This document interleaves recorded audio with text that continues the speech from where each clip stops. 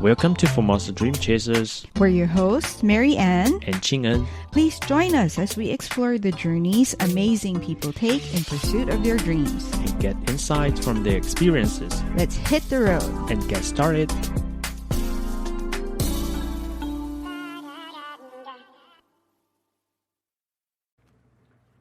Hello everyone, I'm your host, Mary Ann Shoko, and welcome to Formosa Dream Chasers. Usually on the show, we sit down with people who are chasing something, a dream, a goal, an ambition, or sometimes an idea that everyone else thought was completely impossible. But today, we're going to review some of the most common advice people give about success, ambition, and chasing dreams. I'm sure you have all heard these different pieces of advice from either your family, some close friends, or even from, television shows and media. So we're just going to take a closer look at them. Usually we hear things such as follow your passion, or never give up, or even believe in yourself.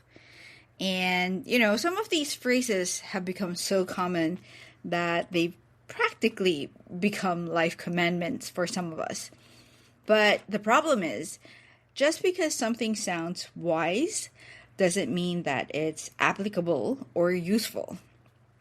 So today we're going to put these famous pieces of advice through the Formosa Dream Chasers test. There are 3 possible outcomes for each advice. The first one would be to keep it, which means that this is awesome and excellent advice and there are no major changes needed to it.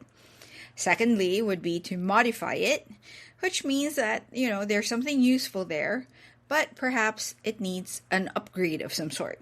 And lastly, toss it, which means that it sounds amazing, it sounds inspiring, but it doesn't really survive contact with reality. And with that, let's start. The first advice that we talked about earlier is follow your passion. Again, this is something that you hear a lot, right? And my personal verdict on this is that we need to modify it. I know. We just started the episode and I've already taken a swing at one of the most famous pieces of advice in the world when it comes to chasing dreams. But hear me out. When people say follow your passion, it really sounds wonderful. It's inspiring, it's motivational. It's the kind of thing that we see printed on coffee mugs, t-shirts, or perhaps hanging on the wall of a startup office. But the problem is, this piece of advice kind of skips over a few important details. Firstly, it assumes everyone already knows what their passion is.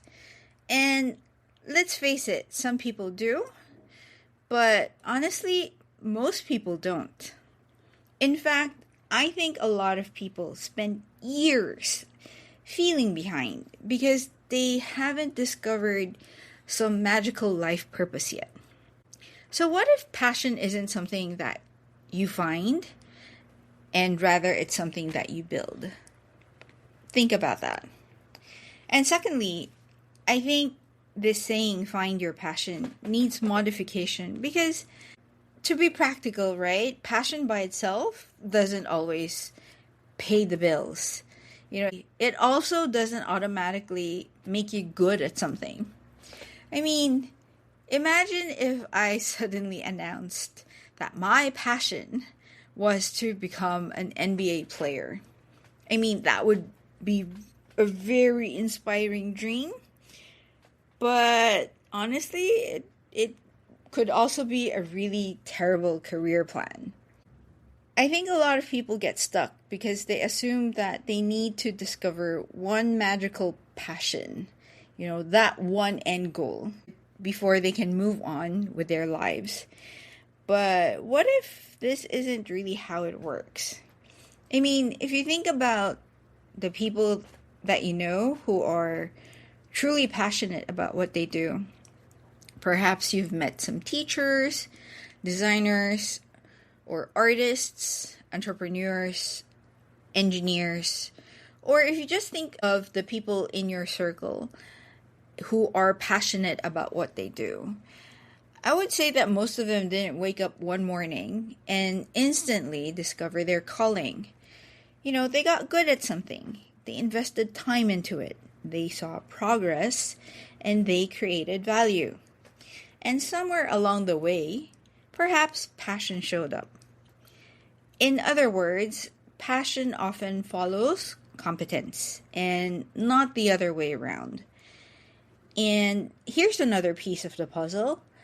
The things that we love doing also don't exist in a vacuum. So if you find something that you're good at, something that you genuinely enjoy, and something that the world actually values, that's a pretty powerful combination. And that's where opportunities tend to appear. That's where careers get built, and that's where dreams become sustainable.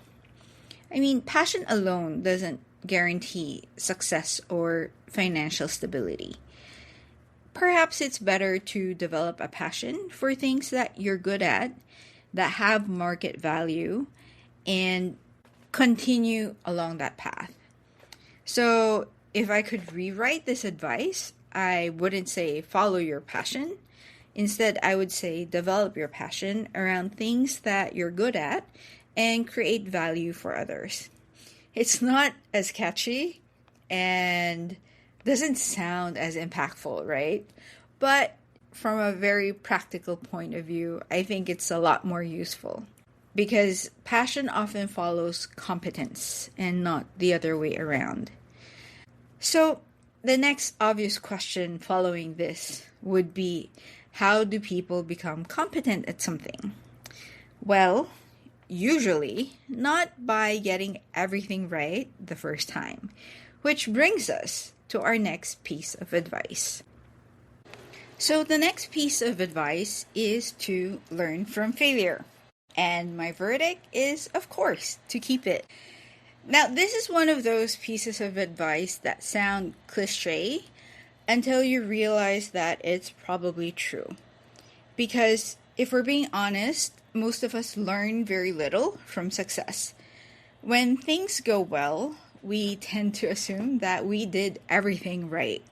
And maybe we did, or maybe we just got lucky. But failure is different. Failure forces reflection. Failure asks uncomfortable questions. What went wrong? What did I miss? What should I do differently next time?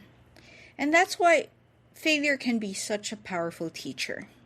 But there is one important catch. Not everyone learns from failure. Some people simply experience failure and then repeat the exact same mistakes. The lesson isn't automatic. The learning is optional. So think about it this way. If success gives us confidence, then failure gives us information.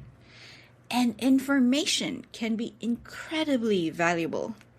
In fact, some of the most successful people we see don't have fewer failures than everyone else. They just seem to extract more value from them. They treat failures like feedback. Failure for them isn't a final verdict. And that naturally leads to another piece of advice that people often love to give. Because when most people talk about failure, there's usually one response that follows immediately after. And that is, don't give up.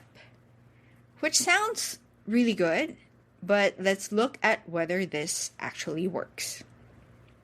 The third advice that we're going to be talking about is never give up. And my personal verdict about this is to toss it. Oof, it sounds horrible, right?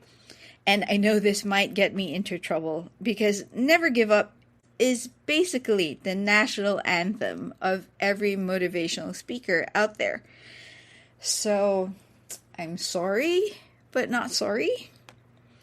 Hear me out first, and let's think about this from a realistic lens. If you're climbing the wrong mountain, should you continue to keep climbing? Or if you're pursuing a project that clearly isn't working, should you never give up? What if you're in a terrible job and this job is weighing on your mental, physical, and emotional well-being? Should you also never give up? I mean, if you look at these three scenarios, the answer would be, of course not, right? We understand that persistence is valuable. But the problem with never give up is that it assumes that persistence is always the answer. But blind persistence can be tremendously wasteful. Sometimes quitting is wisdom. Sometimes quitting creates space for something better. We celebrate people who never gave up, but we rarely hear about people whose lives improved the moment they walked away. Going back to what we talked about when it comes to failure earlier, if failure is feedback, then occasionally the feedback is telling us to change direction. The goal isn't to keep banging your head against the same wall. The goal is to learn, adapt, and improve. So my take on this piece of advice would be to not to give up too quickly and always assess where you are to your dreams. I mean, this is something I can get behind. I would say knowing when to pivot or to quit is just as important as perseverance. Grit should be strategic, not stubborn. And so with that, we will continue to our next famous piece of advice. The next piece of advice is something that I have heard consistently growing up. And this is something my parents would repeat very often, especially when it came to me and my studies and my grades. And that piece of advice is work hard. I'm sure everyone has also heard something similar to the same effect. And my verdict on this is to modify it.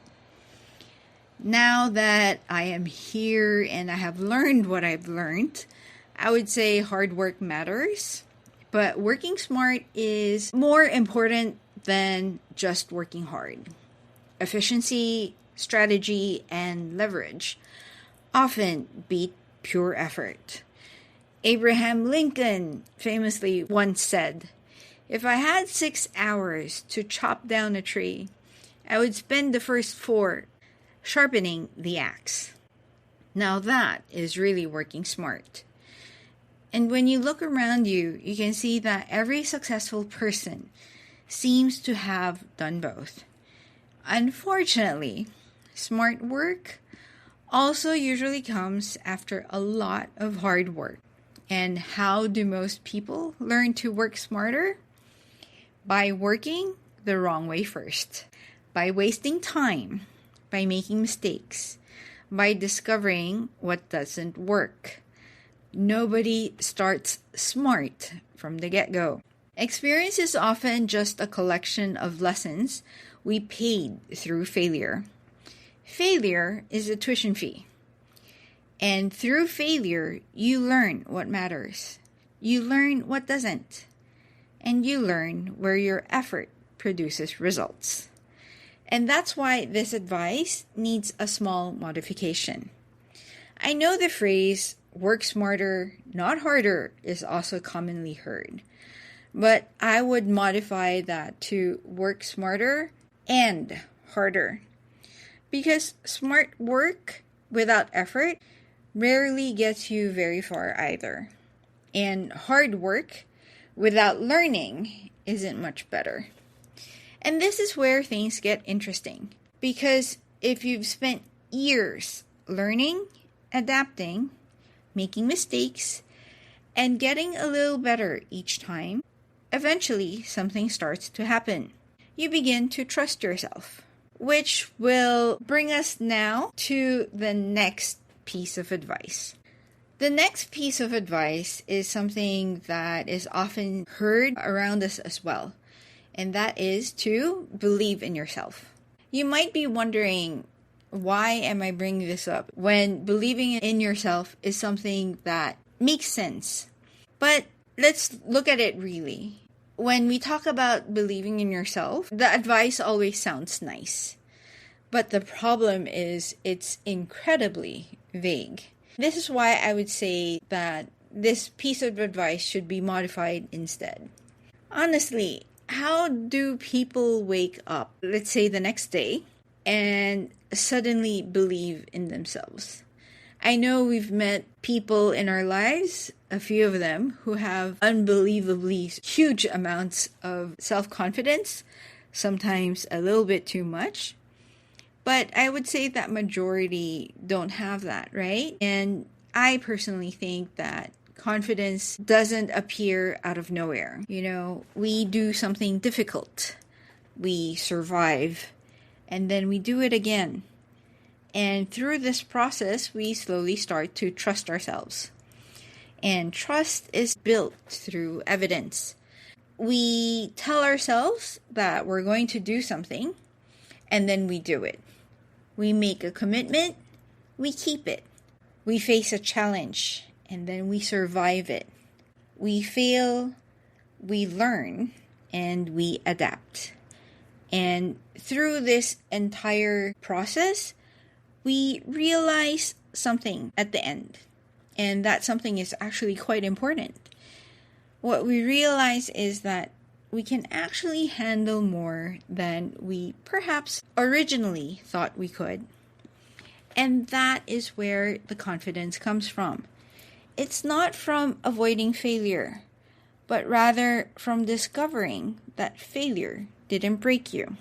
So if I could rewrite this advice, I wouldn't say believe in yourself. Instead, I would say trust yourself. And I really like trust yourself a whole lot more. Because while self-confidence is important for taking action and persevering, this should be balanced with realistic self-assessment and an openness to feedback.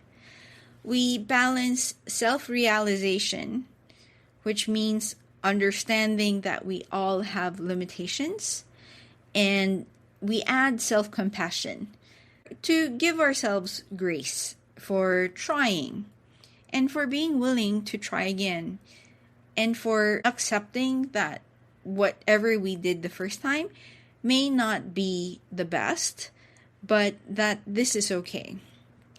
And I believe that this is how belief in ourselves grow. Because as we encounter different situations and as we interact with different people, we learn that we can trust ourselves to figure things out. Well, that's where we'll leave things for today. And so far, we've put 5 pieces of classic success and motivational advice under the microscope. Some survived, some needed a little editing, and at least 1 or 2 probably belong in the motivational poster retirement home. And if there's one theme connecting everything we've talked about today, it's this. Success is usually a lot messier than the advice makes it sound. But we're only halfway through our list. In part 2, we'll tackle some equally famous advice. So, if you've ever wondered which life advice is actually worth following, please remember to join me again for part 2 next week. Until then, keep chasing your dreams. Thanks for listening to Formosa Dream Chasers.